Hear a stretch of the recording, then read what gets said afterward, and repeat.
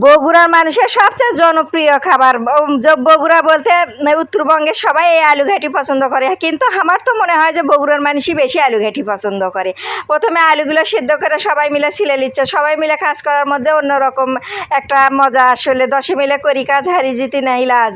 আর তারপরে গরুর গোস্তটা এটি কষিয়ে নিচ্ছে, কষিয়ে নেওয়া হয়ে গেলে তারপরে ওটা নেমেলে তারপরে আবার মশলা টশলা দিয়ে তেলানি দিয়ে আবার সেটা কষিয়ে তার মধ্যে আলু দিবি, পরে গোস্ত দিবি। এই ভাইটা করছে আপা হলো যে আমি টিকটক করি, আবার হলো যে রান্না বান্নাও করি। ভাইয়ের নাম সোহেল।